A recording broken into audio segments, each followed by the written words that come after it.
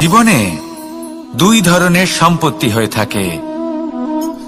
এক হলো ভৌতিক সম্পত্তি, কারণ মূলত আমাদের ব্যবহার দুই রকমের হয়ে থাকে। হয় আমরা ভালোবাসি বা আমরা সদ্ব্যবহার করি। আর সবথেকে বড় ভুল আমরা তখন করি যখন আমরা বুঝতেই পারি না যে ভালোবাসবো কাকে আর ব্যবহার করব কাকে। আমরা ভৌতিক সম্পত্তি ভালোবেসে ফেলি আর ব্যবহার করি জৈবিক সম্পত্তিকে, যেখানে এটা অনুচিত। জৈবিক সম্পত্তিকে ভালোবাসুন আর ভৌতিক সম্পত্তিকে ব্যবহার করুন।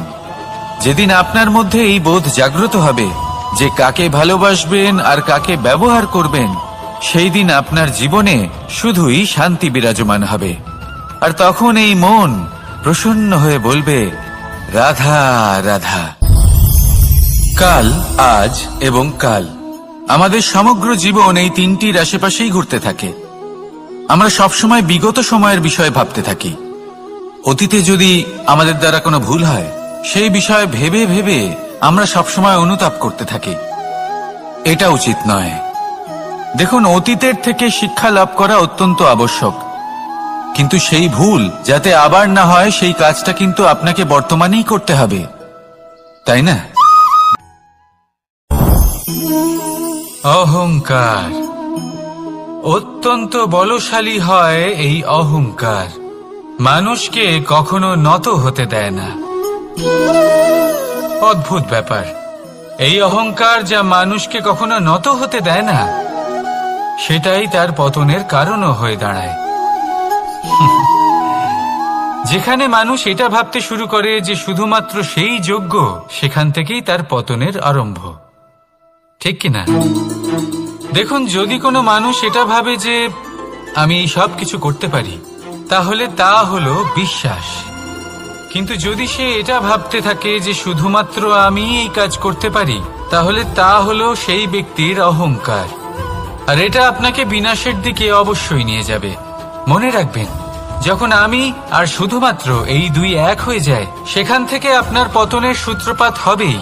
তাই আপনি কখনোই এই অহংকারের চক্রব্যূহে ফেঁসে যাবেন না। বিশ্বাস রাখুন নিজের ওপর এবং অন্যের ওপরও। আর মনে রাখবেন, বিশ্বাসের মধ্যে বিশ্বের প্রত্যেকটা বস্তু বসবাস করে। তাই এই অহংকারকে ত্যাগ করে ফেলুন আর আত্মবিশ্বাসের ওপর মনোসংযোগ করুন। আর আমার সাথে ভালোবেসে বলুন, রাধা রাধা। মানুষ নিজের জীবনে ঈশ্বরকে খুব মান্য করে। ওনার জন্য কি না করে, ভিন্ন ভিন্ন নামে তাকে স্মরণ করে, তাকে পুজো করে, তার আরাধনা করে। সে জানে যে ঈশ্বর তাকে শক্তি অবশ্যই দেবেন, তাকে সাহায্য অবশ্যই করবেন। কিন্তু যখন প্রশ্ন আসে গুরু এবং ঈশ্বরের, তখন গুরুর মান কখনো কম হওয়া উচিত নয়। কারণ সত্যি বলতে কি, গুরুই হলেন সেই সিঁড়ি যা বেয়ে আপনি ঈশ্বরের কাছে পৌঁছানোর পথ খুঁজে পাবেন। সেই পথ আপনি গুরুর থেকেই পাবেন। গুরু না থাকলে আপনি কখনো ঈশ্বর লাভ করতেই পারবেন না। আর জীবনে অনেক সময় লক্ষ্যের থেকেও অনেক বেশি গুরুত্বপূর্ণ হলো পথ। তাই এই পথের সম্মান করতে শিখুন, অর্থাৎ গুরুকে সম্মান করতে শিখুন। কারণ গুরুই হলেন পরমেশ্বর। তাহলে আসুন আর আমার সাথে ভালোবেসে বলুন, রাধা রাধা। আপনার জীবনে আপনার প্রকৃত বন্ধু আসলে কে? আপনার সব থেকে শ্রেষ্ঠ মিত্র আসলে কে? তিনি যিনি সময় এলে পরে আপনাকে সাহায্য করেন, নাকি তিনি যিনি সময় এলে পরে আপনাকে অর্থ দেন? দেখুন, আমরা হলাম মানুষ, আমাদের জীবনে লেনদেন চলতেই থাকে। এটা আমাদের জীবনের অভিন্ন অংশ। কিন্তু অনেক সময় এমন হয় যে আমরা তাকেই নিজের প্রকৃত বন্ধু বলে মনে করি, যিনি আমাদের একটা বহুমূল্য উপহার দেন, ঠিক কিনা? এবার আপনার জীবনে সেই বহুমূল্য উপহার কোনটা, ওই অমূল্য মিত্র আসলে কে, সেই সিদ্ধান্ত হলো আপনার। কিন্তু যদি আপনি আমাকে জিজ্ঞেস করেন, তাহলে আমার মতে স্বর্ণ, হিরে, মুক্ত, ধন এগুলো বহুমূল্য নয়। বহুমূল্য হলো সঙ্গ, যখন আপনি একা হয়ে যাবেন, সময়, যখন আপনার তাকে প্রয়োজন হবে, সমর্পণ। যখন আপনার বিশ্বাসের প্রয়োজন পড়বে, যে মানুষ আপনার প্রতি এই 3 গুণ প্রদর্শন করেন, যিনি আপনার কঠিন সময়ে আপনাকে অবশ্যই সঙ্গ দেবেন, যখন আপনার প্রয়োজন পড়বে আপনাকে অবশ্যই সময় দেবেন, আপনার প্রতি সম্পূর্ণ সমর্পিত থাকবেন, সেই হলো আপনার আসল মিত্র, সেই হলো আপনার প্রকৃত বন্ধু। কারণ সত্যি বললে, বন্ধুত্বের অর্থই হলো নিজেকে সম্পূর্ণরূপে কারোর কাছে সমর্পণ করে দেওয়া। তাই আপনার সেই বন্ধুর জন্য নিজের প্রাণ উজাড় করে দিন আর ভালোবেসে বলুন, রাধা রাধা। মানুষ জীবনে 3টে কাজ অবশ্যই করে থাকে, কিছু দান করে, কিছু গ্রহণ করে, আর কিছু ত্যাগ করে দেয়। এটাও ভাবতে থাকে যে এটা করলে কিভাবে করবে। দেবার জন্য পর্যাপ্ত ধন নেই, নেবার জন্য সংসারে অত স্নেহ নেই, আর ত্যাগ করার জন্য জীবনে এত সুখই নেই, তাহলে কিভাবে করবে? আসলে আমরা বস্তুগত চাহিদা অর্জনে এত ব্যস্ত হয়ে পড়ি যে আমরা বুঝতেই পারি না যে কি নেবার আছে, কি দেবার আছে, আর কি ত্যাগ করার আছে। তাহলে আজ আমি আপনাকে বলেই দিই, মনে রাখবেন এই 3টে গুরুত্বপূর্ণ গুণ, 3টে গুরুত্বপূর্ণ কথা। দেবার জন্য আছে দান, নেবার মতো আছে জ্ঞান, আর ত্যাগ করার মতো আছে অহংকার। যখন আপনি দান করতে শিখে যাবেন, জ্ঞান অর্জন করার শক্তি আপনা থেকেই আপনার মধ্যে চলে আসবে। আর যখন এই জ্ঞান আপনার মধ্যে প্রবেশ করবে, অহংকার আপনা থেকেই আপনার থেকে দূরে চলে যাবে। যে ব্যক্তি এই 3-এর মধ্যে ভারসাম্য বজায় রাখতে পারে, তার বর্তমান, ভূত, ভবিষ্যৎ, লোক, পরলোক সবকিছু শুধরে যায়। যেই দিন আপনি দান করতে শিখে যাবেন, জ্ঞান আহরণ করতে শিখে যাবেন, অভিমান ত্যাগ করতে শিখে যাবেন, আপনার সর্বশক্তিশালী, সর্বশক্তিমান পরমেশ্বরেরও প্রয়োজন পড়বে না। কারণ তখন ঈশ্বর আপনার মধ্যেই বাস করবেন। তাহলে আসুন আর আমার সাথে ভালোবেসে বলুন, রাধা রাধা। জীবনে অনেক সময় সমস্যা আমাদের চারদিক থেকে ঘিরে ফেলে। এই সমস্যা নানান ধরনের হতে পারে। আর্থিক সমস্যা হতে পারে, পারিবারিক সমস্যা হতে পারে, কোনো সম্পর্ক নিয়ে সমস্যা হতে পারে, কখনো কোনো দৈনিক সমস্যা হতে পারে, কখনো কোনো দ্বন্দ্ব হতে পারে, অনেক সমস্যা হতে পারে। কিন্তু যখনই কোনো সমস্যা আসে, আমাদের মনে তার জন্য একটা উত্তর অবশ্যই থেকে থাকে, যা আমাদের অন্তরে রয়েছে। একে আমরা বলি আত্মা। আত্মা হলো পরমাত্মারই রূপ, আর পরমাত্মা তা কখনোই কিছু অনুচিত চাইবে না, তাই তো? এই আত্মা খুব ভালো করে জানে যে কোনটা উচিত আর কোনটা অনুচিত। যদি আসল বিষয়ের কথা বলি, তাহলে আপনাকে নিজের মনকে বুঝতে হবে। কারণ আত্মা তো পরমাত্মা থেকেই আসে, কিন্তু এই মন মানুষ জন্ম থেকেই প্রাপ্ত করে, যার বিকাশ হয় এই সংসারকে দেখে। যেদিন আপনার এই মন আর আপনার এই আত্মা, এই দুই এক হয়ে যাবে, আত্মসাৎ হয়ে যাবে, সেদিন আপনার জীবনে না কোনো সমস্যা থাকবে, না কোনো ঝঞ্ঝাট থাকবে, না কোনো সংকট থাকবে। কারণ আপনার কাছে সেই সমস্ত সমস্যার, সমস্ত বিপদের সমাধান থাকবে, আর তাও আপনারই অন্তরে। তাহলে আসুন আর আমার সাথে ভালোবেসে বলুন, রাধা রাধা। ভক্তি আর শক্তি, এই দুইয়ের মধ্যে সম্পর্ক অত্যন্ত সরল। মানুষ ভক্তি করেন যাতে তিনি শক্তি লাভ করতে পারেন, আর শক্তি লাভ করার পরে ভক্তি ভাব ভুলে যান, আর শক্তির প্রতি আসক্তিতে মত্ত হয়ে যান, আর সেখান থেকেই তার বিনাশ শুরু হয়। কেন? কারণ ভক্তির দ্বারা প্রাপ্ত শক্তি অন্য কারোর হিতের জন্য ব্যবহার করতে হয়, অন্য কারোর মঙ্গল করার জন্য ব্যবহার করতে হয়, কারোর বিনাশের জন্য নয়।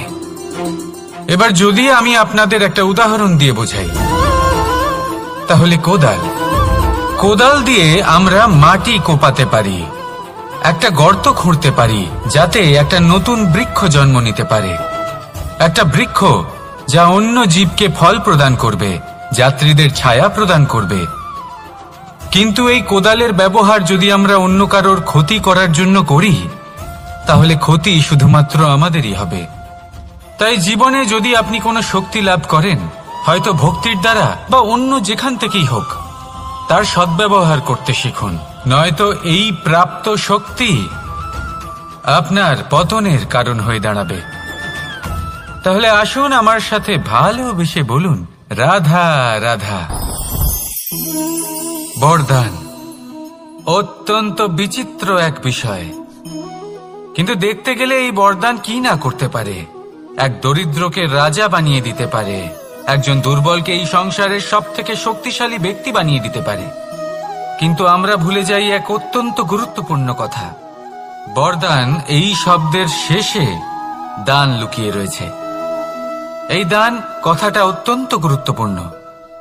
আমাদের মনে রাখা উচিত এই বরদান আমরা দানে পেয়েছি, আর তাই তার সম্মান করা উচিত, কখনোই অহংকার করা নয়। আর যে ব্যক্তি বরদান পেয়ে অহংকার করেন, তার যা ক্ষতি হয় তা হলো এই বরদান তার থেকে কেড়ে নেওয়া হয়। বর অর্থাৎ শ্রেষ্ঠ, অর্থাৎ বরদানের অর্থ হলো একটা শ্রেষ্ঠ দান, এবং তার ব্যবহার যদি আপনি কারোর ক্ষতি করার জন্য করেন, তাহলে ক্ষতি শুধুই আপনার হবে। তাহলে এই বরদানের সম্মান করুন, উচিত পথে চলুন, আর উচিত উদ্দেশ্য নিয়ে এর ব্যবহার করুন, সব কিছু ভালোই হবে। তাহলে আসুন আর আমার সাথে ভালোবেসে বলুন, রাধা রাধা। পিতা আর পুত্রের সম্পর্ক অত্যন্ত মধুর হয়ে থাকে। পিতা স্বপ্ন দেখেন, তাকে পূর্ণ করার সকল সম্ভাব্য চেষ্টা করেন, কিন্তু তাও অনেক সময় ওনার স্বপ্ন অপূর্ণ থেকে যায়। তখন পিতা ভাবেন যে স্বপ্ন উনি পূর্ণ করতে পারেননি, ওনার সন্তান তা অবশ্যই পূরণ করবে। যে স্থানে উনি কখনো পৌঁছতে পারেননি, সেই স্থানে ওনার পুত্র অবশ্যই পৌঁছবে। পিতা নিজের সন্তানের ভবিষ্যৎ নিয়ে সেই স্বপ্ন দেখেন, আর যখন সেই সন্তান সামনে এগোতে থাকে, তখন তার দুঃখ হয় না, বরং গর্ব হয়। ওনার ভালো লাগে এটা দেখে যে ওনার সন্তান অনেক উন্নতি করছে। কিন্তু যখন সন্তান নিজের অভিভাবকের শক্তি দেখে, তার যশ দেখে হিংসা করতে থাকে, সমস্যা সেইখানেই শুরু হয়। সেই জন্য সকল সন্তানকে এটা মনে রাখতে হবে, দেখুন, পুত্র হবার সুবাদে, এক সন্তান হবার সুবাদে এটা হলো আপনার অধিকার যে আপনি আপনার পিতার থেকে বেশি উন্নতি করবেন। আপনার পিতাও এটাই চান, কিন্তু সুস্থভাবে এটা করুন। একটা রেখা টেনে নিন, যাতে আপনি তাতে এগোতে পারেন, আর আপনার পিতার তাতে গর্ববোধ হয়, আর সেই বিষয়ে দুঃখ না হয় যে আমার সন্তান আমাকেই ছোট করার চেষ্টা করছে। ইতিহাস সাক্ষী রয়েছে, যে মানুষ অন্য কাউকে ছোট করার চেষ্টা করেছেন, সেই মানুষই ছোট হয়ে গেছেন। আর আমার মনে হয় না আপনি এটা চান, কারণ কোনো একদিন আপনিও কারোর পিতা হবেন। আসুন আমার সাথে ভালোবেসে বলুন, রাধা রাধা। সাথী। সাথী এই শব্দটির ব্যাখ্যা কে কিভাবে করে? মিত্র, সখা, বন্ধু, কিন্তু অর্থ একটাই। তিনি যিনি আপনার সঙ্গী হন, আর তিনি যার সাথী আপনি হন। এবার সব থেকে বড় প্রশ্ন হলো এটাই যে তিনি কে হতে পারেন যাকে আপনি আপনার সাথী বলে মেনে নিতে পারেন, নিজের সখা, নিজের মিত্র, নিজের বন্ধু মেনে নিতে পারেন। আপনার সাথী হলেন তিনি যিনি দুঃখের সময় আপনার পাশে থাকবেন, আপনার হাত ধরে থাকবেন। আপনার সাথী হলেন তিনি যার হাত আপনি নিজের সুখের দিনে ধরে থাকবেন। সেই সাথীরই হাত ধরুন যিনি দুঃখে সবসময় আপনাকে সাহায্য করার জন্য তৎপর হয়ে থাকেন, আপনার পাশে থাকেন, আর যাকে সুখের দিনে আপনি আপনার সাথে রাখতে পারেন। আর যখন আপনার সাথে আপনার এই সাথী থাকবে, তখন আপনি এটা বুঝবেন যে যখন জীবনে দুঃখ আসে, তখন এই দুঃখ কমে যায়, সবার মধ্যে ভাগ হয়ে যায়। আর যদি তখন সুখ আসে, তাহলে সেটা সবার উপস্থিতিতে আরো বেড়ে যায়। এটাই হলো প্রেম, এটাই হলো ভালোবাসা, এটাই হলো সঙ্গ, যেমন সম্পর্ক আমার আর রাধার মাঝে। তাহলে আসুন আর আমার সাথে ভালোবেসে বলুন, রাধা রাধা। আমাদের মনে যখন কোনো প্রশ্ন ওঠে, কোনো দ্বন্দ্ব জাগে, তখন আমরা যাই আমাদের গুরুর কাছে, আমাদের আরাধ্যের কাছে গিয়ে জিজ্ঞেস করি। এইভাবেই একদিন আমি পৌঁছলাম আমার আরাধ্যের কাছে, আমার মহাদেবের কাছে, আর ওনাকে প্রশ্ন করলাম যে মহাদেব, জীবনে আনন্দ পাওয়ার, উৎসব পালনের, প্রেম ভাগ করে নেবার, জীবনকে উপভোগ করে নেওয়ার সর্বশ্রেষ্ঠ সময় কোনটা? মহাদেব হাসলেন আর উনি বললেন, জীবনে উৎসব পালনের সব থেকে শ্রেষ্ঠ দিন হল মৃত্যুর ঠিক আগের দিনটা। প্রেম ভাগ করে নেওয়ার সব থেকে শ্রেষ্ঠ মুহূর্ত হল মৃত্যুর ঠিক আগের মুহূর্ত। জীবনকে উপভোগ করে নেওয়ার সর্বশ্রেষ্ঠ প্রহর হল মৃত্যুর এক প্রহর পূর্বে। তখন আমি চমকে গেলাম। আমি বললাম, কিন্তু মহাদেব, মৃত্যু তো অনিশ্চিত, আমরা জানিও না কবে আমাদের মৃত্যু হবে। মহাদেব আবার হাসলেন। উনি বললেন যে যদি আমরা এভাবে জীবন কাটাই যে আমরা জীবনের প্রত্যেক দিন, প্রত্যেক মুহূর্ত, প্রত্যেক প্রহর শেষ বলে মনে করি, তাহলে আমাদের সমস্ত জীবন আনন্দের সাথেই অতিবাহিত হবে। কি বলেন? তাহলে আপনিও এই কথা মনে রাখুন আর আমার সাথে ভালোবেসে বলুন, রাধা রাধা। জীবনে অগ্রসর হওয়ার জন্য আমাদের কাকে প্রয়োজন হয়? মাতা পিতা, বন্ধু, প্রেম, সাহায্য, অর্থ, পরিশ্রম, আশা। ভিন্ন ভিন্ন মানুষ ভিন্ন ভিন্ন বিকল্প চয়ন করে। যদি আমি আপনাকে বলি, তাহলে জয় আর পরাজয়ের মন্ত্র দুটো শব্দের উপর নির্ভর করে, মেনে নেওয়া আর দৃঢ় হওয়া। যদি মেনে নেন তাহলে হেরে যাবেন, যদি দৃঢ় হন তাহলে নিশ্চিত রূপে জয়ী হবেন। যদি কখনো আপনি ক্লান্ত হয়ে ওঠেন, আপনি দুঃখী হন, পুরোপুরি ভেঙে পড়েছেন, তখন মেনে নেবেন না যে আপনি ভেঙে পড়েছেন, নয়তো হেরে যাবেন। তখন উল্টে স্থির করবেন যে যাই হয়ে যাক না কেন, আমি জয়ী হবই। আর আপনি দেখবেন যে জয় নিশ্চিত রূপে আপনার কাছেই আসবে। তাহলে এই কথা মনে রাখবেন আর আমার সাথে ভালোবেসে বলবেন, রাধা রাধা। সময়, জীবন, কাল। দেখতে গেলে এই তিনটি শব্দ একটি শব্দেরই সমার্থক শব্দ মনে হয়, কিন্তু এই শব্দগুলির অর্থ কি সমান? কখনোই নয়। হ্যাঁ, এই সময় চলতে থাকে, জীবন চলতে থাকে, কালচক্র চলতে থাকে। এই সময় কেটে যায়, কিন্তু এই জীবন, একে যাপন করতে হয়। কি বলেন? এই জীবনে কিছু করুন বা কিছু না করুন, জীবন এমনি কেটে যাবে, আপনি জানতেও পারবেন না। কিন্তু সেটা আমাদের উদ্দেশ্য নয়, একে যাপন করতে হবে।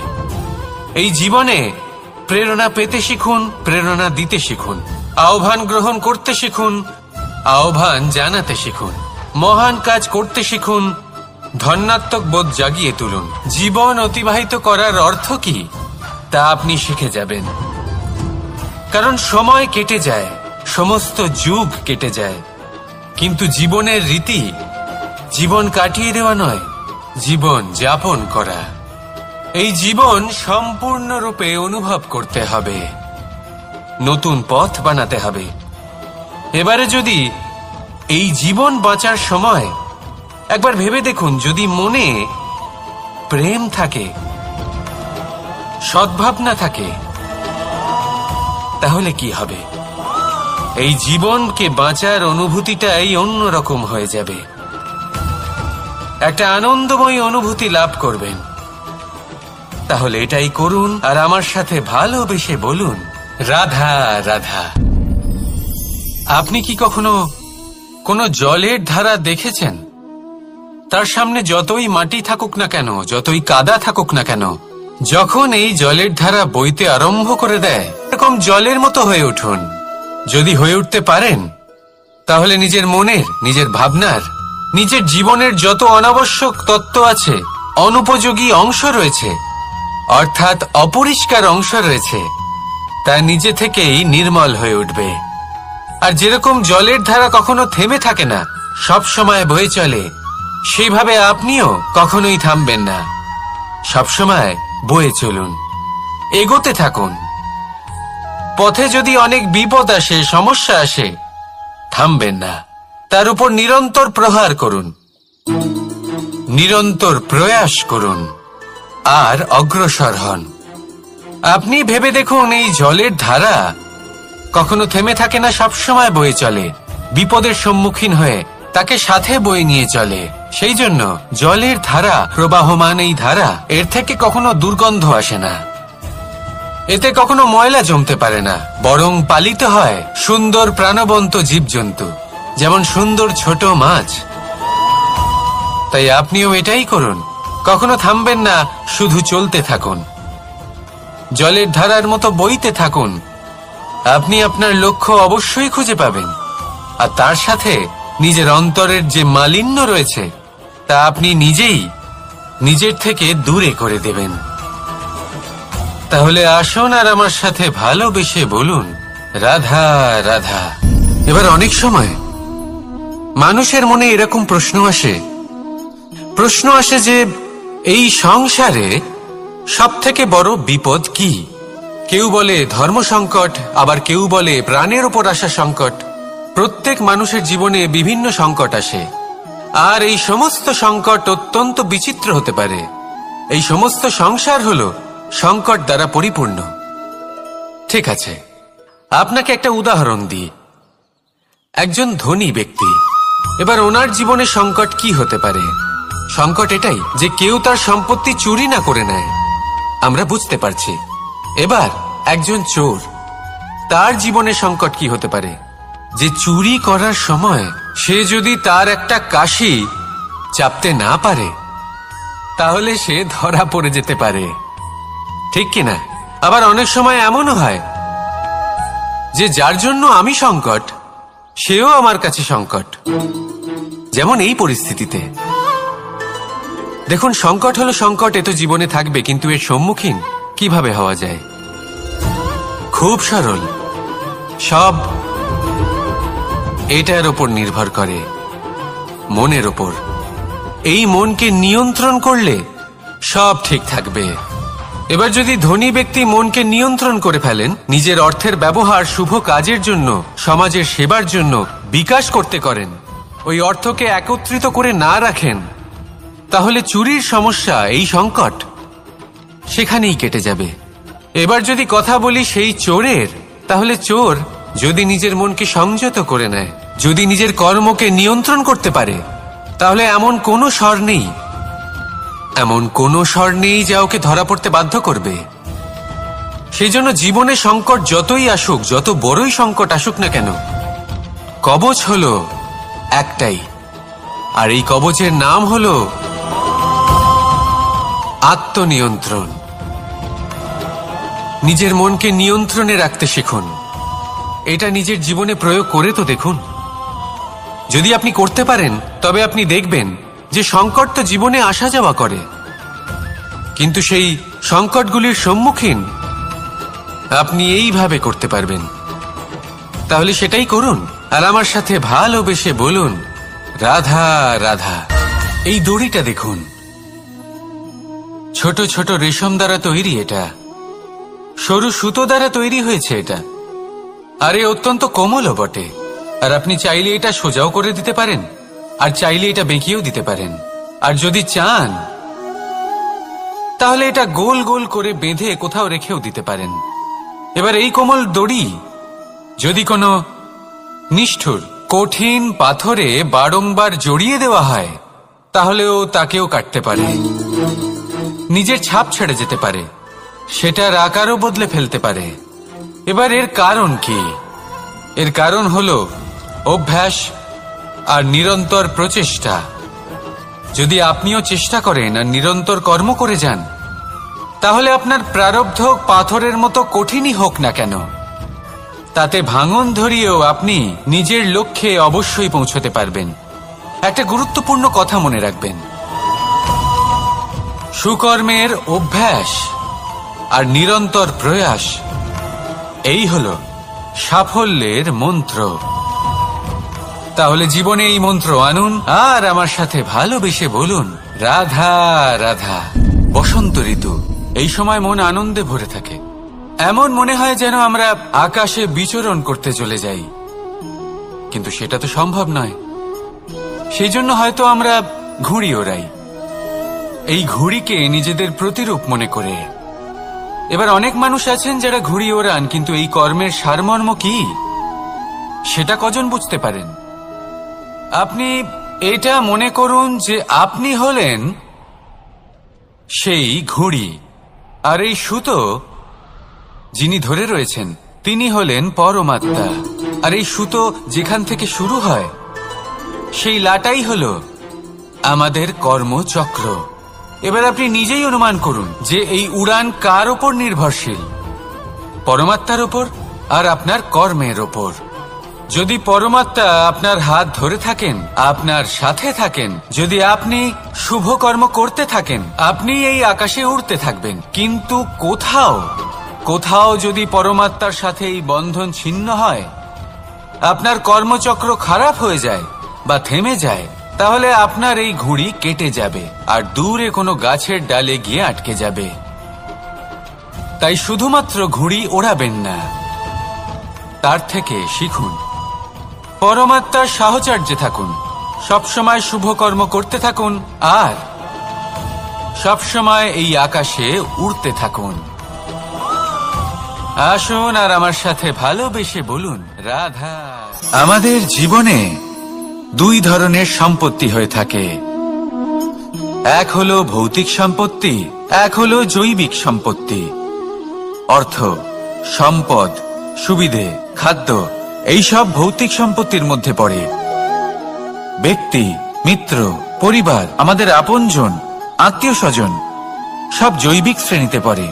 আর প্রত্যেক মানুষের পক্ষে এই বিভাজন বোঝা অত্যন্ত আবশ্যক, কারণ মূলত আমাদের ব্যবহার দুই রকমের হয়ে থাকে, হয় আমরা ভালোবাসি বা আমরা সদ্ব্যবহার করি। আর সব থেকে বড় ভুল আমরা তখন করি যখন আমরা বুঝতেই পারি না যে ভালোবাসবো কাকে আর ব্যবহার করব কাকে। আমরা ভৌতিক সম্পত্তি ভালোবেসে ফেলি আর ব্যবহার করি জৈবিক সম্পত্তিকে, যেখানে এটা অনুচিত। জৈবিক সম্পত্তিকে ভালোবাসুন আর ভৌতিক সম্পত্তিকে ব্যবহার করুন। যেদিন আপনার মধ্যে এই বোধ জাগ্রত হবে যে কাকে ভালোবাসবেন আর কাকে ব্যবহার করবেন, সেই দিন আপনার জীবনে শুধুই শান্তি বিরাজমান হবে। আর তখন এই মন প্রসন্ন হয়ে বলবে, রাধা রাধা। কাল, আজ এবং কাল, আমাদের সমগ্র জীবন এই তিনটির আশেপাশেই ঘুরতে থাকে। আমরা সবসময় বিগত সময়ের বিষয়ে ভাবতে থাকি। অতীতে যদি আমাদের দ্বারা কোনো ভুল হয়, সেই বিষয়ে ভেবে ভেবে আমরা সবসময় অনুতাপ করতে থাকি। এটা উচিত নয়। দেখুন, অতীতের থেকে শিক্ষা লাভ করা অত্যন্ত আবশ্যক, কিন্তু সেই ভুল যাতে আবার না হয় সেই কাজটা কিন্তু আপনাকে বর্তমানেই করতে হবে, তাই না? দ্বিতীয় কথা, আমরা সবসময় ভাবি আগামী দিনের বিষয়ে, ভবিষ্যতের বিষয়ে।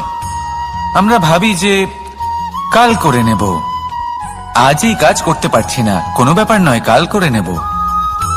আজ কাজটা শুরু করতেই পারলাম না, কোনো ব্যাপার নয়, কাল করে নেব। আজকের দিনটাই ভালো ছিল না, কোনো ব্যাপার নয়, সেটা কাল করে নেব। ব্যাপারটা বুঝুন, আপনি নিজের সময় নষ্ট করছেন। দেখুন, এই যে কাল, তা কখনোই আপনার হাতে আসবে না। তাই যে কাজ করতে চান সেটা আজকেই করুন, অন্তত শুরুটা করুন। কারণ এই আগামী সময় তা সবসময় আপনার থেকে এক কদম আগে থাকবে, একদিন এগিয়ে থাকবে। জানেন কেন? কারণ এই কাল আপনার জন্য অপেক্ষা করবে না, সেই জন্য আপনিও এর জন্য অপেক্ষা করবেন না। যা করার তা আজকেই শুরু করুন। কারণ যে বর্তমানে নিজের ভিত স্থাপন করেন না, ভবিষ্যৎকালে তার সুন্দর শক্তিশালী ভবন কখনো নির্মাণই হয় না। আসুন আর আমার সাথে ভালোবেসে বলুন, রাধা রাধা। আপনার কি মনে আছে যে আপনি শেষবার কবে পরাজিত হয়েছেন? নায়ক এটাই আপনাকে শেখায় যে কি করা উচিত, কি করা উচিত নয়। এই প্রকৃতি আমাদের কি শেখাতে চাইছে তা বুঝুন। এমন কি কোনো দিন আছে যার শেষে রাত আসে না? এমন কি কোনো নদী আছে যা শুকিয়ে যায় না? এমন কি কোনো বৃক্ষ আছে যার পাতা ঝরে না? এমনই তো হয়। কিন্তু যদি সূর্য পরাজয় স্বীকার করে, তাহলে রাতের পরে কখনোই দিন আসবে না। যদি নদী হার মেনে নেয়, তাহলে সে আবার বর্ষা ঘটাতে কখনোই সাহায্য করতে পারবে না। যদি বৃক্ষ হার মেনে নেয়, তাহলে সে বসন্ত ঋতুতে না নতুন পাতার জন্ম দিতে পারবে, আর না গ্রীষ্মকালে ছায়া প্রদান করতে পারবে। যদি এরা সবাই হার মেনে নেয়, তাহলে ধরিত্রী তৃষ্ণার্ত থাকবে। প্রকৃতি আমাদের এটাই শেখায় যে হার, অসফলতা, পরাজয় এগুলো আমাদের জীবনে আসবেই আসবে, আর আমাদের শিক্ষা দিতে আসবে, আমাদের মঙ্গলের জন্য আসবে। তাই নিজের দৃষ্টিভঙ্গি সেরকমই রাখুন। তাই ধনাত্মক দৃষ্টিভঙ্গি দিয়ে দেখুন, নিজের হার, নিজের পরাজয় থেকে শিক্ষা নিয়ে অগ্রসর হতে থাকুন। নিশ্চিত রূপে আপনি জয়ী হবেন, আর যখন জয়ী হবেন তখন মন প্রসন্ন হয়ে বলবে, রাধা রাধা। কথায় আছে এই জীবন একটা যুদ্ধ, একটা লড়াই। নিজের অস্তিত্বের জন্য, নিজের মূল্যের জন্য, যা আমরা পেতে চাইছি তার জন্য। এই যুদ্ধে জয়লাভ কে করে? এই যুদ্ধে জয়ী হয় এক যোদ্ধা। এবার বেশিরভাগ সময় আমরা যুদ্ধে অংশগ্রহণ করি না, নিজেকে বুঝিয়ে দিই যে আমরা তো যোদ্ধা নই। কিন্তু বিষয়টা তা নয়। একটা অত্যন্ত গুরুত্বপূর্ণ কথা আপনাকে মনে রাখতে হবে। কোন যোদ্ধা জন্ম থেকে যোদ্ধা হন না। তিনি চয়ন করেন যে তিনি যোদ্ধা হবেন কিনা। তিনি তখনই একজন যোদ্ধা হয়ে ওঠেন যখন তিনি পিছু হটবেন না বলে দৃঢ় প্রতিজ্ঞ হন। যদি ওনার সামনে অন্যায় হয়, তার বিরোধিতা করার জন্য দৃঢ় প্রতিজ্ঞ হন, তবেই তিনি যোদ্ধা হয়ে ওঠেন। কেউ জন্ম থেকেই যোদ্ধা হয়ে এই পৃথিবীতে আসেন না। আপনি কি হতে চান?